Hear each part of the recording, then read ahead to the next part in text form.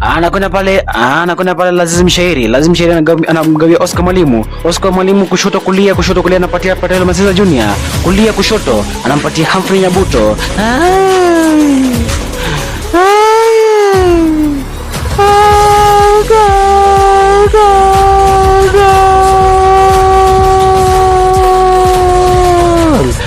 Ila siku ya Jumamosi ungana naye Lazim Shairi, Prince Oscar Mwalimu, Patelo Masisa Junior na Humphrey Nyabuto ndani ya Kishazi TV.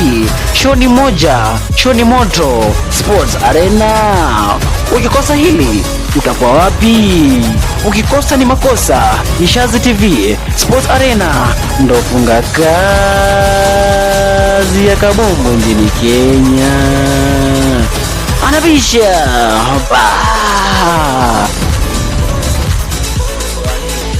natumai mwana sporti umekuwa na mchana mwema, ikiwa siku nyingine mura kabisa Jumamosi, kipindi hewani ikiwa Sports Arena. Siku zote najulikana kama Masisa Junior aka the handsome boy, au sio? Na siko peke yangu, niko na nani hapa? Prince Oscar Mwalimu. Natumai wiki yako imekuwa njema. Mambo imekuwa mengi Kenya, World Cup, friendlies, World Cup qualification, na yote tunakuchambulia hapa ndani ya Kishazi TV. Na wiki yako namna gani? Wiki imekuwa njema sana. Wiki ilianza na kwanza wiki ilianza na kubeba kikombe. Na mweza sio mbaya vile, manake kuna tofauti. Saa zingine kuna baridi, saa zingine kuna joto. Na unaongeleaje ya leo? Kuna mwanamke ya leo ni watu wawili. Ya leo hii imenishika hadi. Na unaona watu pole kweli. Jaribu utafute angalau mchumba. Usikie utamu ni watu wengine wanasikia. Mimi ila nakwambia naam. Unajuaje kwamba ni utamu iko huko? Kisemwalo na binadamu ndio. Saa zingine inaweza kuwa ni ukweli. Naam, sawa. Unasemanga lisemwalo lipo na kama alipo laja. Karibu sana ndani ya Sports Arena. Ndio bana, kianza kuchambua mambo ya kandanda hapa nchini. Kiangalia FIFA series, kiendaenda World Cup qualifications. Mwambie watazamaji leo tuko uwanjani, tuko field. Tuko in the biggest and baddest. Inaitwa Rongo. This is bigger than Talanta Sports aka Raila Odinga Stadium. Ukiangalia hapa kuna pale VIP lounge, pale mashabiki. Pale kuna post. Ile post peke yake ile iligharimu takriban shilingi 100,000 peke yake. Kiangalia uwanja kuna kapeti sana Nyanza. Mpiga picha ni kapeti. Hadi kiteleza. Hii kipiga ni slide kutoka huko hadi huko chini. This is called hiyo. Haya, karibu sana tuzungumzie michezo. Tukianza kwanza na tukianza kuongelea mambo ya viwanja ya kuhost AFCON 2027. Walisema kama hakuna kiwanja. Hata Uganda hakuna kiwanja. Tanzania hamna. Swali ni je, hizi viwanja zikifungwa zinafanywa ukarabati upi? Osinga na Shindo hapo manake. Unaangalia uwanja kama Talanta hii ambao wanasema hivi wala wamegeuza itakuwa Raila Amolo Odinga Stadium. Moi Kasarani, kwani nashangaa hizo uwanja haziwezi kufanya hizo mashindano ya Africa World Cup. Mbona FIFA? Nashangaa. Hata mimi nashangaa kwa sababu walisema pia kule Uganda uwanja ni moja ambayo ile Nelson Mandela. Nelson Mandela. Alafu Kenya kama ni mbili, Talanta pamoja na Kasarani ile Moi haiwezi. Moi nini Nyayo? Moi International Nyayo. Hiyo ni pavilion. Producer anasema ni pavilion. Unajua sijapenda ile mpangilio Nyayo. Sababu kukaa huko kama unajianika kuuza samaki. Naam. Manake kule Tanzania kuna viwanja mbili, kuna Benjamin Mkapa. Alafu pia kuna Arusha na Dodoma. Jana nimeona hii ya Mohoro inakaa kubwa sana pia. Ndio. Na mbona hiyo bila cheza lakini walitishia Talanta. Talanta is the biggest and baddest. Lakini bado hajamalizwa. Inamalizwa, ikishamalizwa hiyo tutakuwa tunafunga hadi ruku. Wakati Kenya itakuwa inacheza na Senegal, tunafunga ruku juu kama Santiago Bernabeu. Tunafunga ruku itakuwa kubwa. Alafu tunakuja na drums tunaanza kupiga kelele. Pale mtu atoki. pale hapatoki. Ni makubwa. Lakini sasa Kenya kwanza kabla hapo ilikuwa na ile swala la kulipa pesa ya kufanya mashindano haya. Labda tumekuja tumesikia kiwanja. Unaona hii mambo kuna uingiliano mahali ama tutulie kwanza? Unajua Kenya, mara nyingi nasema Kenya kuna corruption nyingi sana kwa masuala ya mpira. Tunaangalia kama hizo ndogo zinaleta Kenya kudhalilishwa na nchi zingine. Hasa nchi kama Rwanda, Burundi, kama Tanzania unapata inashinda Kenya kwa masuala ya mpira. Mambo kama haya. Ufisadi kulipa. Producer, hebu kuja huku uongelee mambo kama hiyo. Kuna mambo mengi. Karibu sana. Huyu ndio mkaka siku zote yuko nyuma. Acha leo tumlete mbele. Haya, uko mbele tena. Waambie mafans kitu kabla hujaanza. Mafans wa Arsenal, chill, cool down, msikuwe na shaka, msikuwe na worry. Season ni yetu. Ya kitu kama hiyo. Ya season ni yetu. Huko tunawashikia ligi tunaibeba tu kwa upole tu kwa umbali. Achana na vitu zingine.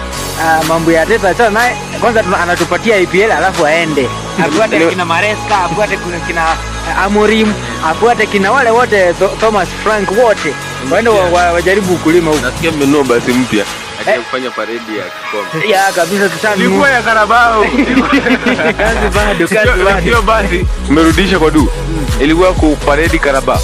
Kwani Carabao ni kufanyia parade? No, uliza tu mtu hata kuna legend ambaye anajua kuchambua mambo anaitwa Wayne Rooney. Enda angalia tu Wayne Rooney, yeye alikubali kwamba game inaenda kwa Arsenal EPL pekee. Kwa hiyo season ni kama fan wa Arsenal, naona tu tukitoka na EPL pekee. Hizo zingine achana na kuna wenyewe. Sio guarantee. Lakini iko guarantee bado mko na game nzito pale na Man City. Hata kama ziko nzito tunahitaji tu kushinda mechi kama 4 kama sijakosea. Mechi 4. Newcastle itakuta mechi 4. Yapi Bournemouth Tottenham vitu zingine. Sawa. Tukianza kubishana hapa Arsenal yatamaliza. Tukizungumzia viwanja vya Afrika Mashariki ambazo zitakuwa zina host AFCON 2027 mwaka ujao. Kumbuka kwamba 2027 hiyo kutakuwa na elections Kenya. 2027 hiyo tunaona kwamba Kenya kuna mafuriko. Je, kutakuwaje na hii mambo yote wakati AFCON itafika? AFCON ikifika, mimi naomba tu tutumie kama tulivyofanya CHAN 2024 tufanye hivyo, kwa sababu hiyo inaletanga ile kitu tunaita ushirikiano mwema kati ya mataifa ya Afrika ya Mashariki na Kati. Unaona, tuseme sisi Uganda na Tanzania tuungane alafu tu host nini AFCON, na itakuwa sawa na itakuwa inapendeza, au sio? Kabisa. Na wakisema kwamba viwanja havitoshi mboga, ni kama umepata dem fiskali alafu unajaribu kumrembesha, bado anabaki kuwa ngolokani. Ndia gani ambazo ungeweza kuambia labda wana ambao wanakusikia wafuate wakati wanapounda hizi viwanja ama kufanya ukarabati? Sekta kwanza, watu wenye wako sekta ya sporti wanafaa wanafaa pull up their socks, kwa sababu wanafikiri kila kitu ni hospitali, so wanaenda wanatengea field kama hospitali. Like unaona, na field ni kitu inataka labor, ni kitu inataka capital, enough capital. Inafuata wewe mwenyewe wenye sekta ya sport uweke mkono kwenye mfuko wako, hata utuletee kitu, tuletee chombo, acha kutuletea kitu inawaka usiku kama hospitali unasema umetengeneza field bwana. Na sisi tunataka nini hiyo inaitwa hayo nini yanaitwaje hayo mashindano, tunataka tushikilie hayo mashindano mwakani. Utaenda kutazama mimi kwanza, mimi nataka nione nani, kama watamleta mimi nataka nimuone nani Sadio Mane na mate yangu, nimuone tena mwingine anaitwa kwamba Hakimi nimuone na mate yangu, afadhali niridhike na mimi kwamba ni mimi mwana sport. Natumai this time tutacheza mechi baada ya siku 58 tusikie kwamba bingwa amenyang'anya. Nataka kama tunaleta hayo mashindano kwetu Kenya, mechi kubwa kama ya Senegal, Morocco zinacheza wa Kenya. Hapo haya wewe si tunaloya, hayo ndo maneno ya producer sio yetu. Tukizungumzia kutaja kikosi cha Kenya, naona watu wengi walikuwa wanazua mitandaoni kwamba FC wako nafasi ya pili, lakini hakuna mchezaji mmoja ambaye amepatikana kule katika timu ya taifa. Kama gani haya? Kwani wanatumia criteria gani? Acha niongee kwa English. What criteria do they use in selecting players? Nilishangaa sana, manake sio jambo la kufurahisha. Naona timu ambayo imebobea sana FC Leopards, hakuna mchezaji mmoja hata amewekwa pale. Na naona maamuzi ya huyu kocha Magati sio nzuri sana, manake pia ukiangalia jana mechi za Kenya first half hakuna kitu kinafanyika. Ndiposa ukaona leta mapinduzi hapo baadaye usio jambo wakaingia, ndio mambo yakaanza kukua haraka. ODF nasema hivyo, ndio wakaingia, ndio game ikachange.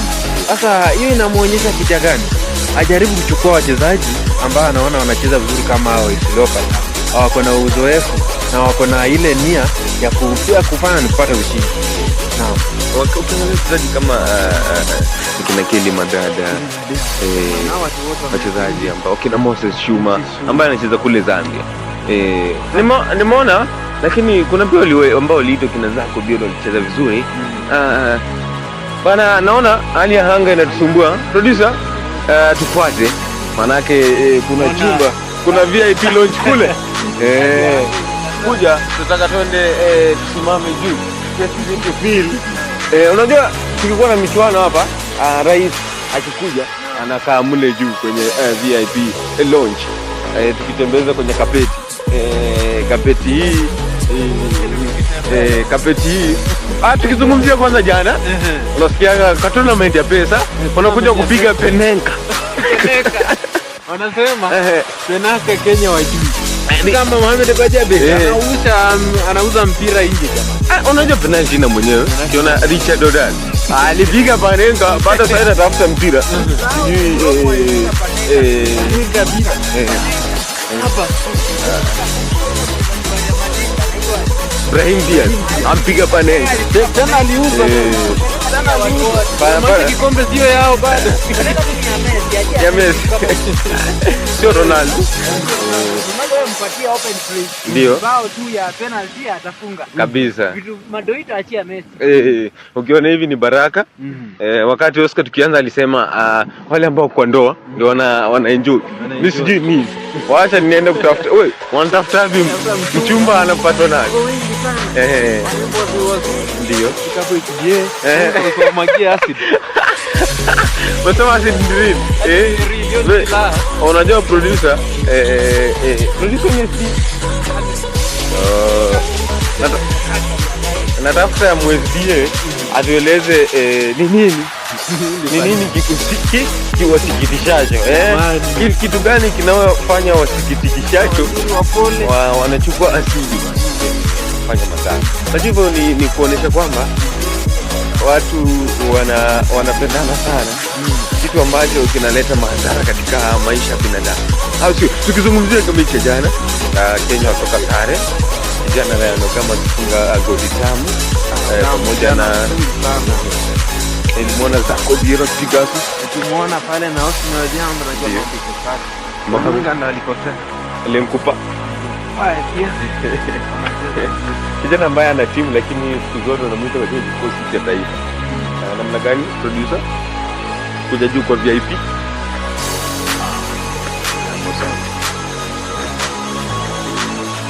Hapa tuko sawa. Wameisha VIP leo.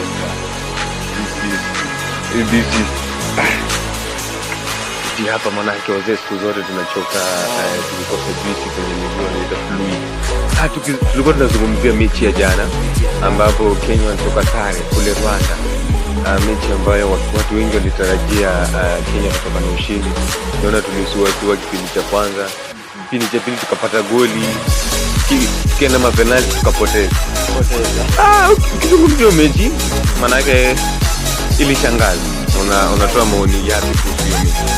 Mechi ya jana kwa ujumla, Kenya kipindi cha pili walimkalia sana Estonia.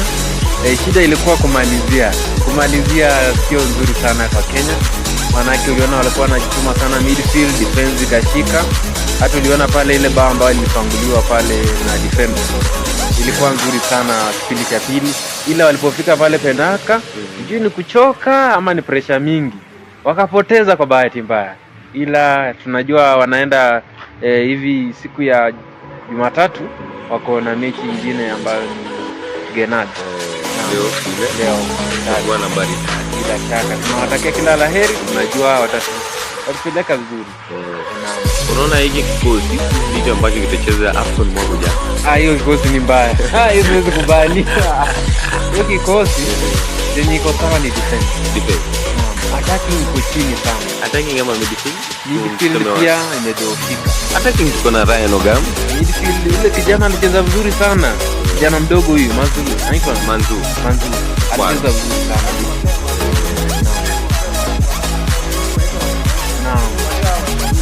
Alafu kiangalia kikosi chote jamani, imetawala Wajaluo. Wakana wote wajambo gani, wakana zote tunasema Mgema sijui mfanya nini, lakini haki umpe. Wale wanataka kupiga sport tunaweka uwanjani. Wale wajui tushughulike na mambo hiyo. Kuna kikosi ilicheza CHAN. Ndio. Hata kama CHAN naona inaenda kutolewa. Hiyo kikosi kilikuwa nzuri sana. Mbona CHAN itolewe? Sababu ya kama hizi unaona mambo kama hizi. Kuna meeting ambayo wali CAF Federation ilikaa meeting wakasema tupilia mbali hiyo CHAN. Manake waliona kama hizo inakuwa mechi zinakuwa mingi sana. Hizo World Championship ziko mingi sana, so wakasema wanaweza toa hiyo. Sio. Tukiendelea kuzungumza, tuliona jana katika viwanja mbalimbali kulikuwa na mashindano World Cup. Juzi niliona Italy wakimpiga mtu, kuna jana England wakitoka sare Unifield, kuna Morocco wakijionyesha bado wakitoka sare na Ecuador. Mechi tofauti, kuna France wakimpiga Brazil chagua wachezaji 10. Mechi zilikuwa mbalimbali weekend. Inaonyesha ishara kwamba World Cup ikikuwa hivi unapata kichapo, manake pia Ghana sijui wanaenda World Cup na walipigwa jana bao 5 namna gani. Kijana kama Semenyo alikuwa pale.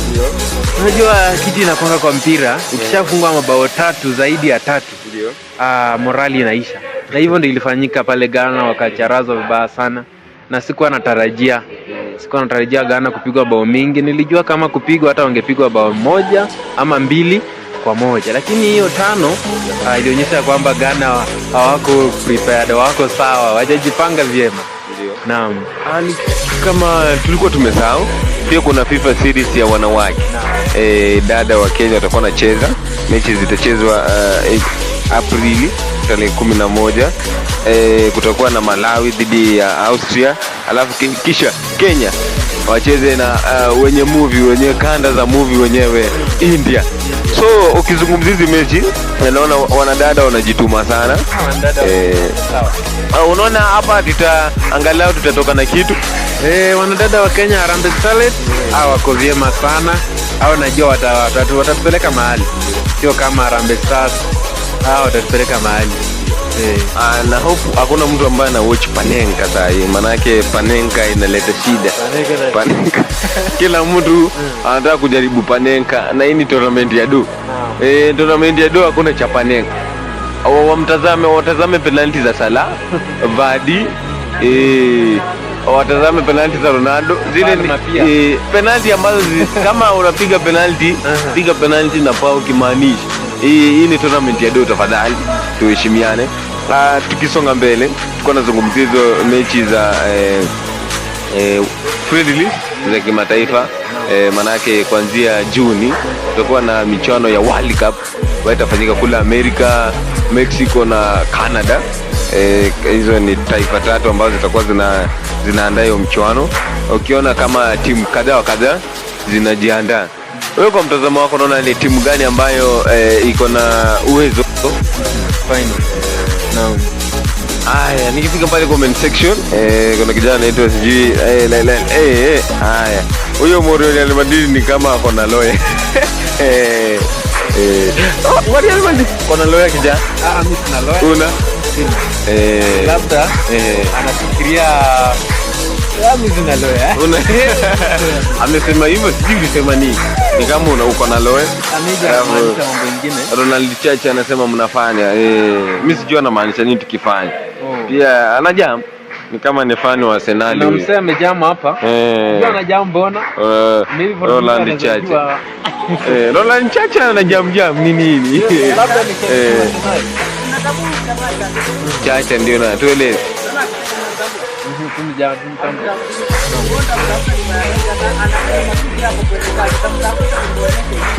Ni shabiki wa timu gani? Ni shabiki wa timu gani? Awe lazima tamtaka. Haya.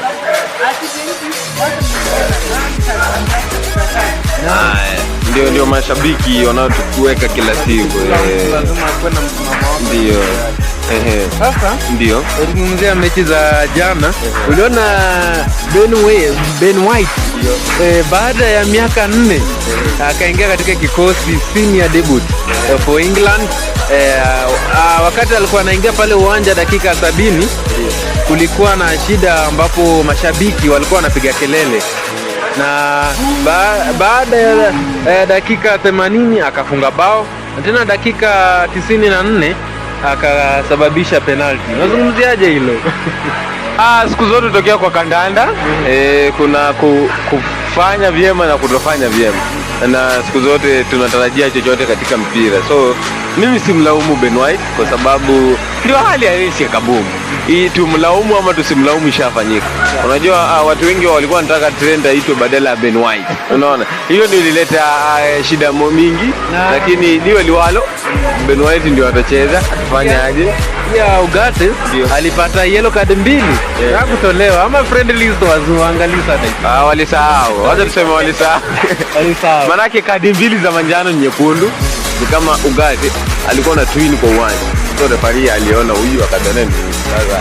Labda vile Foden, kuna Ronaldo anaitwa Araujo. Alimpea pale majeraha mbaya sana, lakini hakupewa red card. Nimeona katika friendly wachezaji kadhaa wameanza kupata injury kama Madueke, wakina Foden, wakina nani. Unashangaa hizi injury zote wachezaji wataanza kususia kukuja friendly, watakuwa wanataka tu kucheza michuano kubwa kama UEFA Nations, UEFA Euros, World Cup. Kuna akili au kucheza sio vyema. Manake friendlies unamuumiza aje mchezaji friendlies? Hata si Nation World Cup. Sio kwa. Japenda hivi. Niliona pia nani alipata injury, Desire Du katika friendlies.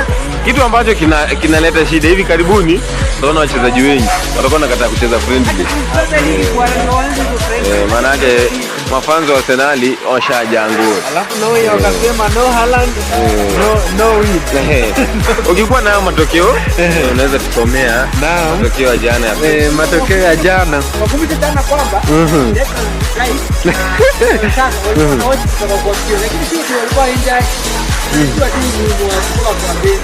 Naam, mechi za jana Spain walipata ushindi wa bao 3-1, na pia ukapata Egypt wakapata ushindi wao pale, Morocco wakapata ushindi, Netherlands wakamgonga Norway bao 2-1, na pia England kwa bahati mbaya wakatoka draw ya 1-1, sare, si ndio? Naam. Alafu pia mechi ambayo ilishangaza wengi sana, Germany dhidi ya Switzerland, mechi ambayo ilitoka 3-4, na kwa vile Florian Wirtz alifunga bao 2 na assist zote 2. Wazungumziaje Florian Wirtz kwa mechi za nyumbani? Kijana mgori, kijana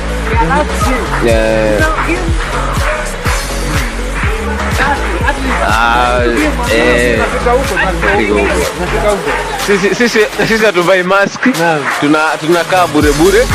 Tukizungumzia ilikuwa mechi gani ya Germany na Switzerland, unajua kwamba Switzerland sio timu rahisi.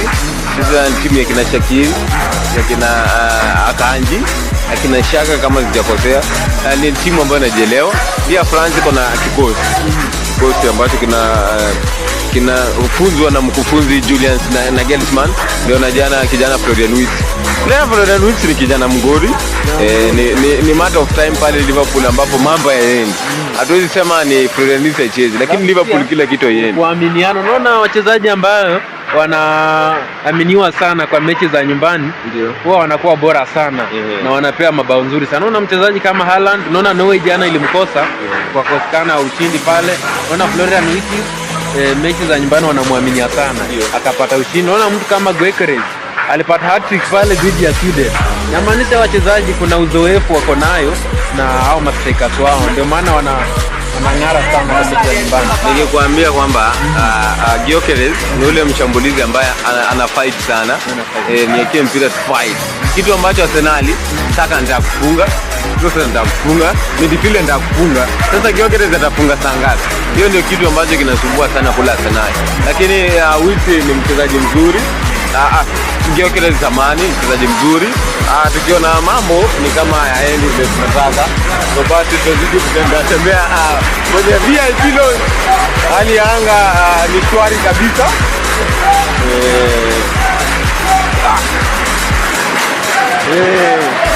Wewe producer, uko na mke?